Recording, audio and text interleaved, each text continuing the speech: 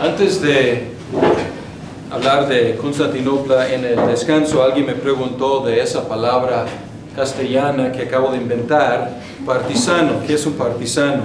Pues yo creo que no existe la palabra. Es un partidista, partidario.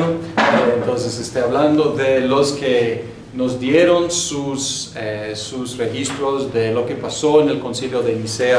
Yo dije que eran partisanos, o sea, participaban de diferentes partidos. Entonces, por eso, pero yo inventé una palabra, pero es la definición de esta nueva palabra que pronto la Real Academia de Español debe estar aceptando, por supuesto.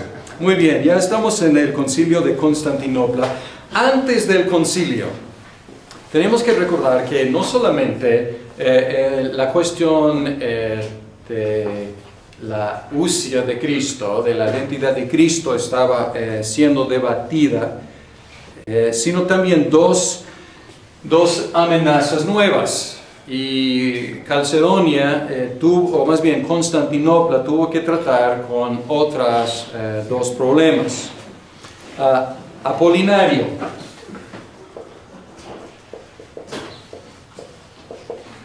Apolinario afirmó que Cristo es una sola naturaleza y una sola persona. Una naturaleza y una persona. Porque él no aceptó la idea de que que una sola persona pudiera tener más de una naturaleza. Porque todas las personas que conocemos, pues somos de una sola naturaleza, y era inconcebible que una persona tuviera naturaleza divina y naturaleza humana. Entonces la idea era que la naturaleza divina era la única naturaleza de Cristo. Los macedonios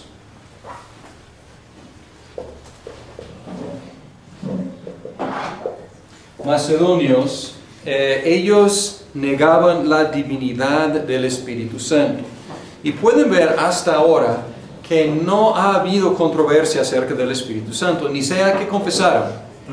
Y creemos en el Espíritu Santo, punto. Y en el antiguo credo romano y el credo de los apóstoles, igual. ¿Qué decían? Creemos en el Espíritu Santo, hasta ahí. Ahora, los macedonios estaban ya provocando que la iglesia definiera su creencia acerca del Espíritu Santo. Entonces, concilio de Constantinopla, un concilio al principio oriental. Todos los obispos que asistieron fueron del oriente. Hubo como por accidente una visita de Roma. Estaba pasando por ahí. Pero a lo mejor por eso más adelante lo declararon concilio ecuménico, pero no era al principio. 150 obispos. Entonces hablamos de en Nicea los 318, aunque es figurativo, y en Constantinopla los 150. No tenemos las actas de los procedimientos tampoco de Constantinopla. Pero lo que hicieron fue ratificaron el credo que llamamos el credo niceno, aunque más correctamente es el credo constantinopolitano, o a veces se llama el credo niceno-constantinopolitano. Pero imagínense qué torpe esa expresión. Entonces llegó a ser llamado el credo niceno. Hay controversia entre los eruditos sobre el origen de este credo, porque casi no se menciona entre los concilios de Constantinopla y el concilio de Calcedonia en 451. ¿Se acuerdan de que después de Nicea el credo casi no se menciona, el credo de Nicea? Igual aquí no sabemos, o no podemos decir no sabemos, pero es curioso por lo menos que después de promulgar este credo constantinopolitano, que no hay mención que nadie lo utilizaba, que desapareció. Los historiadores antiguos dicen que Constantinopla ratificó el credo de Nicea y no hablan de un nuevo credo que ellos hayan producido. Además, en el concilio de Éfeso, estamos brincando el concilio de Éfeso porque no tiene tanto que ver con el tema de este curso, que es de credos. Pero en el concilio de Éfeso en 431, reafirmaron el credo de Nicea como el supremo, la suprema expresión de la fe cristiana. Entonces aquí tenemos una curiosidad, tenemos este credo, que es el único credo verdaderamente ecuménico. Y nosotros decimos que vino y salió del credo del concilio de Constantinopla, pero en la historia como no hay casi ninguna mención de ese credo. Hasta 451 en el concilio de Calcedonia. Entonces voy a poner unas fechas aquí.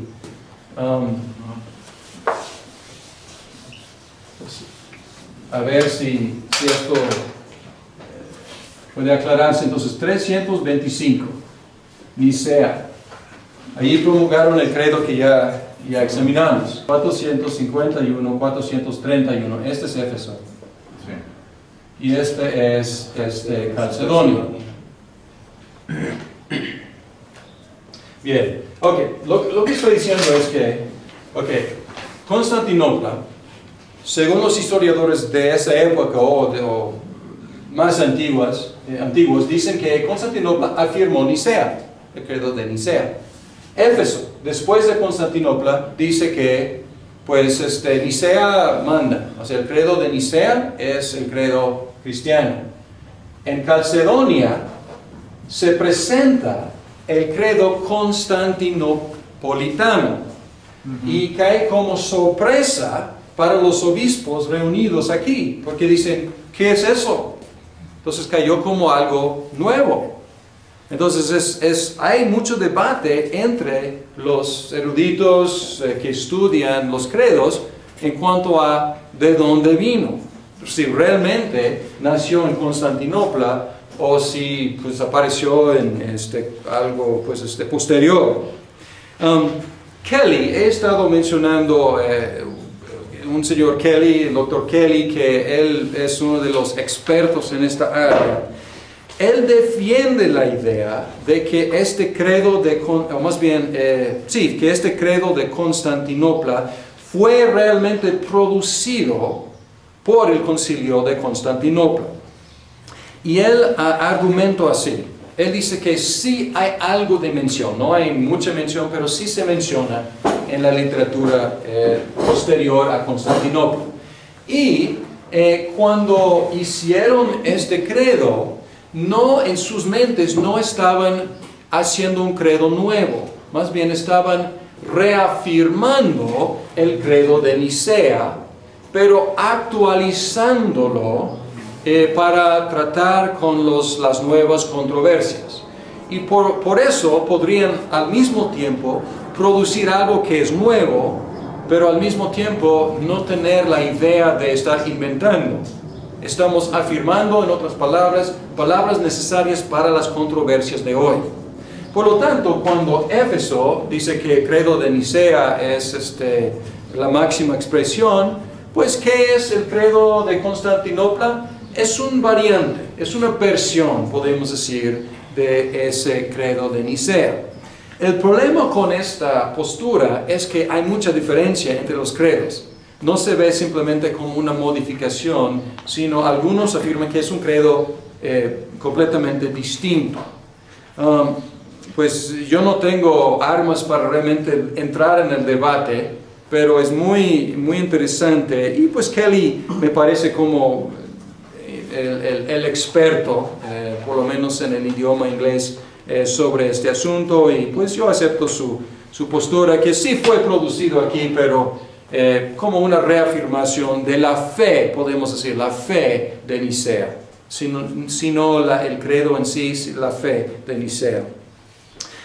El concilio de Calcedonia, cuando leyeron Nicea, el credo de Nicea, y leyeron el credo de Constantinopla. Y como los obispos que quedaron sorprendidos con Constantinopla, pero luego ellos investigaron a ver realmente de dónde había venido, y por lo menos ellos, en 451, estaban satisfechos de que sí era el credo que salió del concilio de Constantinopla. Y ellos ratificaron ese credo como un credo oficial aceptado por la Iglesia. Bien, vamos a ver, esto es algo de la historia del credo, de su desarrollo. Ahora vamos a ver algo del texto. Y aquí tienen... ¿En Calcedonia participaron los dos, oriental y occidental? Sí, vamos a hablar más... espero que hoy mismo del concilio de Calcedonia, ¿okay? Porque salió otra declaración de ahí, además de reafirmar el credo de Constantinopla y credo de Nicea. Bien, tienen enfrente de ustedes y tienen también en sus libros, tienen este texto del credo de Constantinopla, y pueden ver aquí que el primer artículo tiene una frase extra, pero no cambia su sentido. Agrega creador del cielo y de la tierra. Pero pueden ver el tercer artículo, el segundo y el tercero son mucho más amplios. Y en el segundo artículo, curiosamente, quita esa palabra es decir, o esa frase es decir, de la sustancia del Padre. Es curioso. Quitaron eso. Pero dejan la palabra homoousios. Los homoousios, ¿dónde está? Consubstancial. Consubstancial es la palabra en griego homoousios.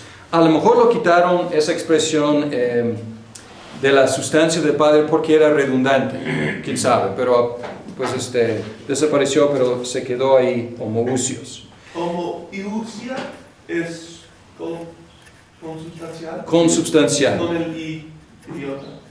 Sin iota, y espero que sin idiota también. Muy bien, sin iota. Ajá. Entonces, homoousios. ¿Ok? Muy bien. Entonces, consubstancial, homoousios con el Padre. Y luego, agrega un detalle de la carrera de Jesús, similar a los que se encuentran en el credo de los apóstoles, aunque evita el problema con el descenso al infierno. Pero aquí, pues, parece que es como agregaron lo que es típico de los credos del occidente, porque habla aquí de que tomó nuestra carne de la Virgen María por el Espíritu Santo, hecho hombre, crucificado bajo el poder de Poncio Pilato, padeció, fue sepultado, tercer día resucitó, subió a los cielos, vendrá otra vez con gloria a juzgar a los vivos y los muertos, su reino no tendrá fin. No hay nada sorprendente en eso, excepto la última expresión, y su reino no tendrá fin. Para nosotros no es muy sorprendente. Sin embargo, hubo otro que no mencioné, Marcelo. Marcelo era del Oriente, exiliado, depuesto, refugiado en Roma, amigo en un tiempo de Atanasio, pero luego cuando Atanasio realmente entendió lo que estaba diciendo, Atanasio se alejó de él. Marcelo decía que el reino y la encarnación de Cristo son temporales y terminarán en el juicio final. Entonces la idea de Marcelo era como un poco o mucho monarquianista, diciendo que esta separación de las personas es temporal. O sea, esta encarnación del Hijo como hombre es temporal y luego regresa otra vez a la unidad primordial de Dios. Entonces, para rechazar esa idea de Marcelo, probablemente agregaron, y su reino no tendrá fin. Lo que inició en la encarnación no tendrá fin, o sea, sigue el Dios hombre reinando. Entonces aquí el segundo artículo realmente no es, pues, no hay cambio muy importante, solamente ese rechazo de la idea de Marcelo. En el tercer artículo es un intento de incluir, de ganar a los macedonios, porque hubo obispos macedonios en el concilio de Constantinopla, los que niegan la divinidad del Espíritu Santo. Entonces pueden ver aquí que no llaman al Espíritu Santo Dios, y no dicen que es homoousios con el Padre, porque si hubieran mencionado ese lenguaje, los macedonios habrían salido inmediatamente y querían unificar. Entonces lo que hicieron aquí es que utilizaron lenguaje bíblico acerca del Espíritu Santo y no salieron del lenguaje bíblico. Hablan del Espíritu Santo y creo en el Espíritu Santo, Señor y dador de vida, procediente del Padre y del Hijo, el cual con el Padre y el Hijo juntamente es adorado y glorificado, que habló por los profetas, y luego otras cosas que vamos a ver. Pero en cuanto al Espíritu Santo, son conceptos netamente bíblicos. Sin embargo, su intento de declarar la divinidad del Espíritu, mientras que incluían a los macedonios, no funcionó. Los macedonios no aguantaban la idea de que el Espíritu Santo es co-glorificado con Dios y co-adorado con Dios, porque ellos entendieron bien que co-adoración, co-gloria es coousia, es coesencia, es realmente homoousios, aunque no dice así. Entonces, su idea de tratar de usar lenguaje para incluir a los macedonios no funcionó. Por lo tanto, lo que tenemos es una declaración de la divinidad del Espíritu Santo, pero no tan directa. No tan directa por la situación en la cual trabajaban con los macedonios. Y luego agrega aquí, en esta parte, creo en una santa iglesia católica y apostólica. En el antiguo credo romano decía, creo en la santa iglesia. Y luego en el credo de los apóstoles, creo en la santa iglesia católica. Y aquí son 4 atributos de la iglesia. Creo en una santa iglesia católica y apostólica. Y estos 4 atributos hasta la fecha son reconocidos como los 4 atributos de la iglesia. Es curioso que esta palabra católica, que es una palabra griega, era más popular en el Oriente, pero ahora es la etiqueta de la iglesia romana en el Occidente. Luego dice, confieso un bautismo para remisión de pecados. Para remisión de pecados. Esta palabra en griego es o así transliterado, es una preposición. Como muchas preposiciones tiene diferentes, un rango de significados. Aquí se traduce como para. Esto podría dar la idea de que el bautismo te da la remisión de los pecados. Me bautizo para ser perdonado. Y de hecho, muchos estaban teniendo esa idea, que en el bautismo somos perdonados por nuestros pecados. Y realmente hay expresiones bíblicas semejantes a ese concepto. Sin embargo, esa preposición is es más como en, o como en inglés into. Es una palabra que utiliza mucho cuando habla el Nuevo Testamento de creer en Cristo. Creemos into Cristo, Cristo, porque nuestra fe está saliendo de nosotros y está como llegando a Cristo, es en Él. Entonces se puede traducir para remisión de los pecados o bautizados en la remisión de los pecados, que a lo mejor da un significado un poco diferente. Y luego resurrección de los muertos, la vida del siglo venidero. No hay nada sorprendente ahí. Un problema que tenemos, si regresamos a, dice, procediente del Padre, yo creo en el Espíritu Santo, Señor y dador de vida, procedente del Padre y del Hijo. Aquí tenemos un gran problema, porque en el texto original, en el Oriente, no tenía y del Hijo. Y aquí vemos diferencia que hasta la fecha divide la iglesia occidental de la iglesia oriental. En el occidente agregaron una frase en latín, en la versión latín, que es la frase, y así se llama esta frase muchas veces, se refiere como el filioque. Filioque en latín es y del Hijo. Y en la iglesia latina confiesa que procede el Espíritu Santo del Padre y del Hijo. ¿Por qué? Porque en el occidente son muy homoousianos.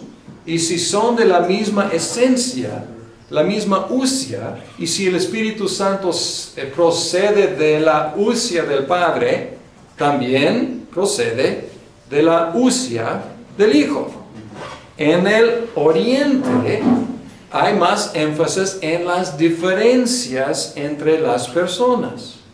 Entonces, pues hasta la fecha, si hablas con un sacerdote ortodoxo, y él a lo mejor te va a mencionar esa diferencia, que en el occidente agregaron ilícitamente esa frase. Y en un sentido, los orientales tienen razón, porque sin filioque fue así promulgado en el concilio ecuménico, reconocido por los dos lados. Entonces, ¿con qué autoridad agregó el Occidente esa frase adicional? Entonces es un buen punto hablando de protocolo y procedimiento. Apareció en un sínodo en Toledo, en España, creo que en 569, no estoy seguro de esa fecha.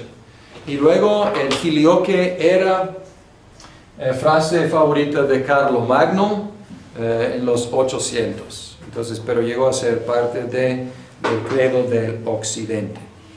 Bien, conclusión del credo niceno-constantinopolitano. Es el credo de las iglesias ortodoxas.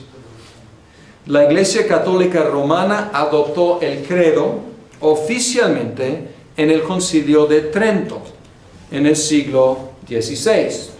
Y muchos protestantes confesionales también lo reconocen como una verdadera expresión de la fe cristiana. Así que podemos decir que el credo niceno-constantinopolitano es el credo ecuménico por excelencia, reconocido por las tres grandes ramas de la iglesia cristiana. Hay dos credos más que vamos a considerar en este curso, bajo el rubro de credos ecuménicos. El credo de Calcedonia y el credo de Atanasio. El credo de Calcedonia está impreso en sus libros después del credo que llamamos niceno, que es niceno-constantinopolitano. Y ya platicamos de la aceptación en el concilio de Calcedonia del credo de Constantinopla y el credo de Nicea. Sin embargo, también ellos promulgaron su declaración que ahora se llama el credo de Calcedonia. Por fin tenemos el triunfo sobre los arianos, podemos decir. Aunque existen en algunas sectas todavía esa idea. El concilio de Calcedonia tuvo que tratar con controversias más recientes. Lamento mucho todos estos nombres que estamos aprendiendo aquí, porque es una gran confusión. Pero dos de las controversias que tuvieron que tratar fue, yo creo que ya con esto, ¿no? Sí, porque esto ya quedó decidido en la historia de la iglesia, ¿no? O sea, homoousiano. Bien. Nestorio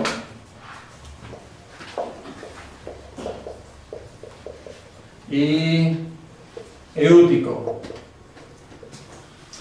Nestorio, nestorianos. Eútico, euticianos. O algo así. Nestorianismo mantenía una separación entre las dos naturalezas de Cristo. Entonces, nestoriano, podemos decir, esto no es ser muy preciso y tenemos que tener mucho cuidado aquí porque parece que Nestorio a fin de cuentas no era un nestoriano. Ha sido como reivindicado en la historia de la iglesia, diciendo que las ideas que son atribuidas a él realmente no fueron de él. Pero vamos a hablar no tanto de Nestorio, sino de nestorianismo, porque el nestorianismo fue condenado en el concilio de Éfeso en 431. Ok, nestoriano dice que dos naturalezas, hay una separación de esas dos naturalezas en Cristo. Entonces, dos naturalezas separadas, unidas por voluntad. O sea, en Cristo hay dos naturalezas, divino y humano, pero se ponen de acuerdo, podemos decir. Se unifican por unidad de voluntad. Para una, quizás como caricatura de esa postura, es como decir casi dos personas en Jesucristo. Dos personas que se ponen de acuerdo para actuar al unísono, pero es por fuerza de voluntad. Y pueden como suponer que la salvación bajo nestorianismo es alinear tu voluntad con la voluntad de Cristo. Entonces es pelagiano, o sea, es legalista, es salvación por voluntad. Entonces esta fue una herejía que fue condenada en Éfeso. Sin embargo, no había muerto. Entonces Calcedonia tenía que tratar con este asunto. La otra herejía era euticianismo. El monje Eutico, él regresó a una postura monofisita. Okay. Monofisita.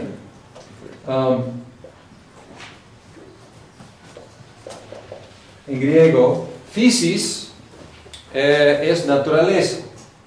Entonces, monofisita, una naturaleza. Eutico, él hablaba de una sola naturaleza en la persona de Jesucristo. Habíamos hablado de apolinarianismo. Entonces, esto tiene algo que ver con apolinarianismo, porque en apolinarianismo el logos toma el lugar del alma de Jesucristo. Entonces, una sola naturaleza divina. Entonces, es como cuerpo humano, pero alma divina en apolinarianismo. Esto es similar, porque es una postura, esto es monofisita, esto también eútico es monofisita, una sola naturaleza. En cuestión de eútico, la diferencia es que él decía que había dos naturalezas antes de la encarnación. El hombre Jesús con su alma, con su naturaleza humana, y el Logos con naturaleza divina. Luego en la encarnación ya como se fusionaron y tuvieron solamente una sola naturaleza. Entonces aquí podemos ver que en estos credos están tratando de identificar cuál es la relación entre Padre e Hijo y luego Espíritu Santo. ¿Cuál es la identidad entre ellos y la relación entre ellos? Ahora en Calcedonia están teniendo también que definir la relación entre la divinidad y la humanidad de Jesucristo. Entonces es otro problema. La definición de Calcedonia, y pueden abrir sus libros, creo que es página 13, gracias. La definición de Calcedonia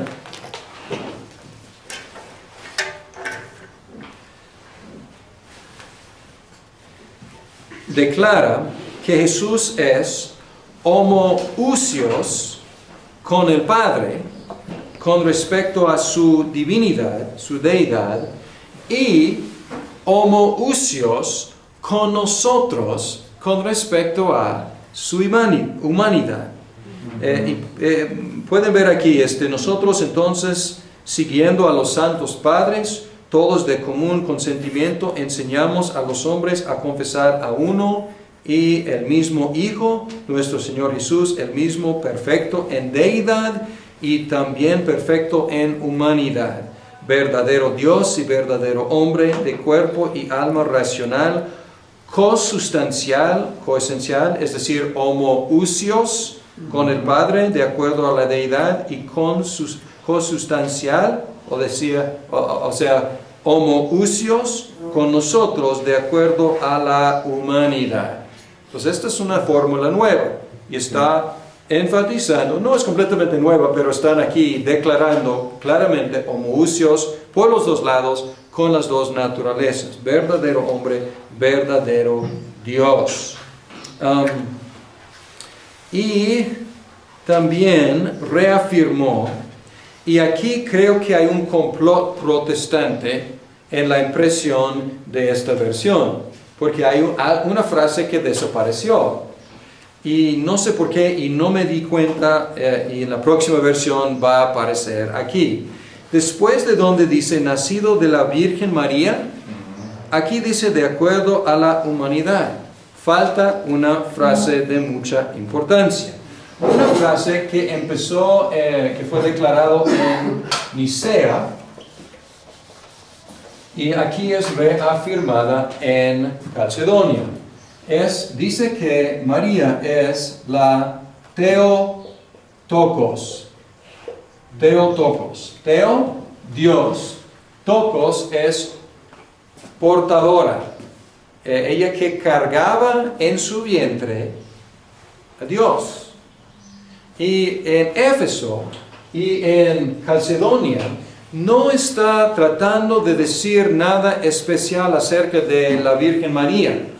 Está afirmando que la persona en su vientre es Dios. La traducción tradicional de Theotokos es Madre de Dios. Entonces, esta frase es como una mala traducción, pero si la entendemos bien, está afirmando algo que todos creemos. Está afirmando que el que nació de la Virgen María es hombre y es Dios. Que a lo mejor suena, o sea, es uno de los mensajes tan sorprendentes de la fe cristiana, pero que Dios nació de la Virgen María. Más adelante, esta traducción de la palabra pone el énfasis ¿dónde? En María, virgen, no en el bebé que ella estaba portando. pero es una expresión, o sea, ¿cómo traducirlo bien en español? Cargadora de Dios, portadora de Dios, o sea, no suena muy elegante así, pero es el concepto. Y debe aparecer aquí, entonces pongan aquí un asterisco después de Virgen María y pongan Theotokos, Theotokos.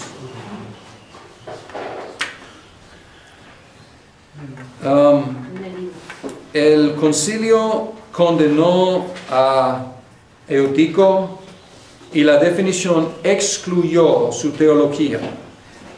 Esta definición que ya hemos leído, y si seguimos leyendo, dice después de la sección de la Virgen, dice: uno y el mismo Cristo, Hijo, Señor, unigénito, para ser reconocido en dos naturalezas, inconfundibles, incambiables, indivisibles, inseparables. Por ningún medio de distinción de naturalezas desaparece por la unión, más bien es preservada la propiedad de cada naturaleza y concurrentes en una persona y una sustancia, usia, no partida ni dividida en dos personas, sino uno y el mismo Hijo, el unigénito, Dios, la palabra, el Señor Jesucristo, etc. Entonces, nestorianismo excluido. No son dos personas, las naturalezas están unidas perfectamente. Y no a eutiquianismo, porque son dos naturalezas. Y podemos ver aquí que llegaron al tope, digamos, del entendimiento humano. Porque para definir esta unión de dos naturalezas, la divina y la humana, tomaron la vía negativa. Es decir, que ellos utilizaron adjetivos negativos. En lugar de describir exactamente cómo funciona esa unión, ¿qué dijeron? Inconfundibles, incambiables, indivisibles, inseparables. Entonces es declarar lo que esa unión no es, pero no describen con precisión lo que es. Y yo creo que, pues, modestamente tuvieron que reconocer que hay algo mucho más allá de nuestro entendimiento. Podemos declarar lo que no es una fusión, una mezcla, pero es más difícil decir qué es. Y ellos así terminaron diciendo lo que no es. Así como en el caso del concilio de Nicea, el concilio de Calcedonia no puso fin al conflicto, sino que lo intensificó. Entonces estamos viendo que no están funcionando estos concilios en su época. El Occidente estaba satisfecho con la definición, puesto que el tomo del Papa León I, el Grande le dicen, había influenciado el concilio bastante. Alguien preguntó si realmente Calcedonia era ecuménico en sentido de tener obispos de los dos lados. Sí. Y el Papa, no presente él, pero con sus representantes y su tomo que él presentó, influenció muchísimo. Entonces el Occidente, como solía estar, felices, contentos. Y pronto la Iglesia Occidental tenía que tratar con otro asunto completamente nuevo, porque estamos hablando de 451. ¿Qué está pasando en el Imperio Romano Occidental? Los bárbaros están invadiendo, están atacando, y cae Roma en 476. Entonces Roma de repente está atacado alrededor de todo el Imperio Romano Occidental, que básicamente ya no existe, ya desaparece. La Iglesia de Roma, más bien, ya tiene que contender con estas tribus que eran o paganas o arrianas. Entonces, de repente, la misión de la Iglesia Occidental es otra. Ya su misión es evangelizar a estas tribus. Ya no está pues en la postura de estar en un imperio romano debatiendo cómo unificar la iglesia. Está peleando por su vida y está tratando de evangelizar a las tribus. Entonces ya ellos aceptaron Calcedonia, como habían aceptado pues, Nicea, y pues felices. Ahora, el Oriente, muchos llamados ahora monofisitas, se rebelaron contra Calcedonia y por un tiempo dominaban el Oriente. Entonces otra vez confusión reinando en el Oriente. Y como solía pasar en el Oriente, los emperadores y los familiares, ahora algunas mujeres en este caso, esposas, hermanas, se metían en asuntos eclesiásticos y los eclesiásticos se portaban como políticos. Pues aquí tenemos una confusión. Políticos metiéndose en la iglesia, eclesiásticos portándose como políticos, partidarios. En 484, los obispos de Roma y de Constantinopla se excomulgaron mutuamente, causando una cisma que duró hasta el año 518. ¿Cuál año se excomulgaron? 484. Carlos Caballero Negro. Yo. ¿Sí? Creo que necesitan pasar la pipa con agua. Entonces, Sí, ¿das permiso para claro. 484 obispos de Roma, Constantinopla se excomulgaron mutuamente y el concilio de Constantinopla II,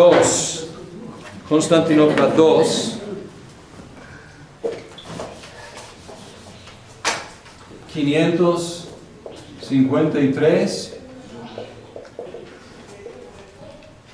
Constantinopla II, intentó una vez más unificar la iglesia, pero fracasó. En el occidente, los arrianos de las tribus germánicas eventualmente se convirtieron en nicenos. En el oriente, hasta la fecha, hay grupos calcedonios, monofisitas y nestorianos, hasta la fecha. Pero su historia pertenece a otro curso. Entonces vamos a pararnos ahí porque ya hemos cubierto la tarea de hablar del credo de Calcedonia. El último credo que vamos a mencionar es el credo de Atanasio, pero no es de Atanasio. Atanasio, él murió en 373.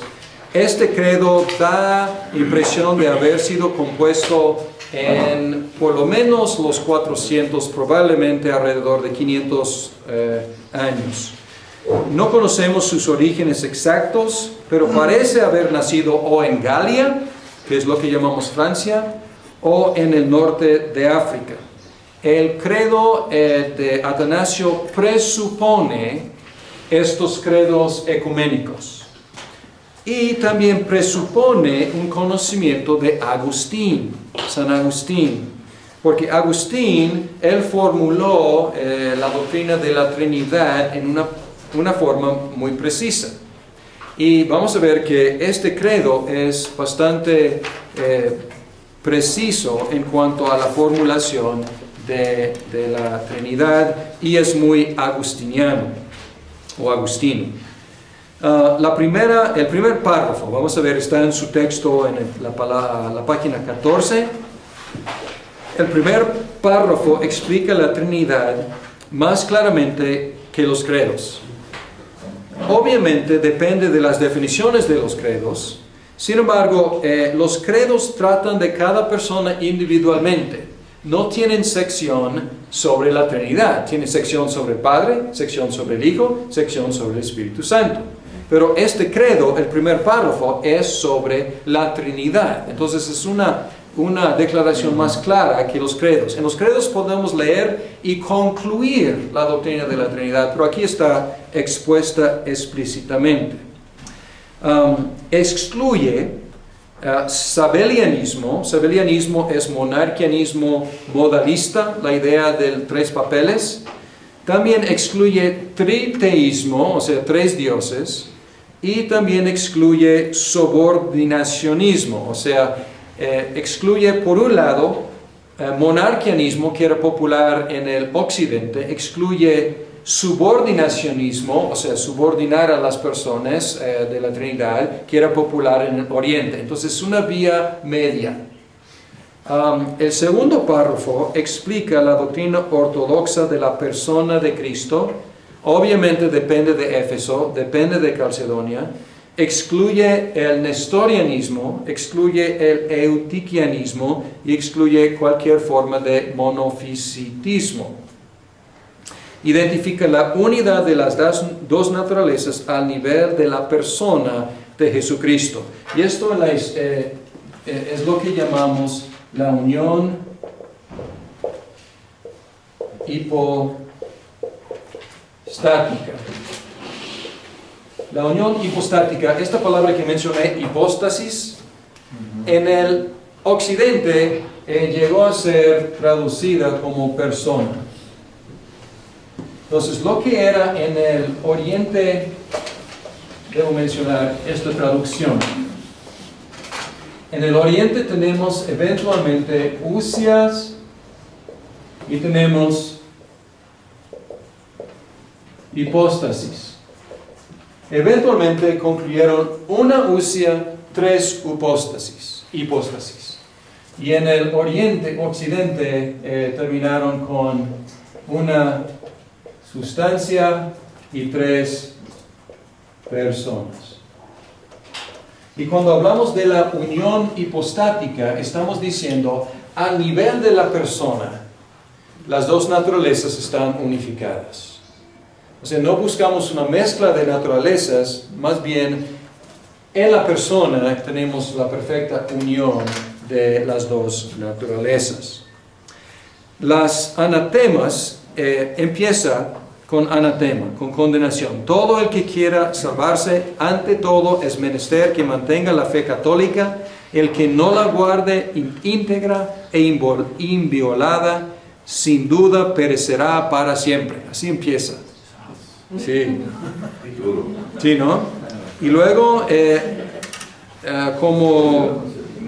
lo que es como el cuarto párrafo en esta división dice, pero es necesario para la eterna salvación creer también. Entonces, otra vez.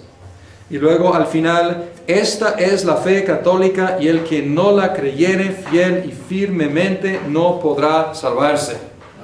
Entonces, aquí tenemos algo nuevo. Los otros credos tenían anatemas. Los otros credos condenaban a los herejes, pero era aparte. O sea, el credo era algo positivo. Creemos en, y aquí está mezclado. Está mezclada la confesión de la fe con la condenación de los que no la creen. Entonces es un nuevo formato, y la verdad es que este formato rompe el esquema y cambia el tono del credo.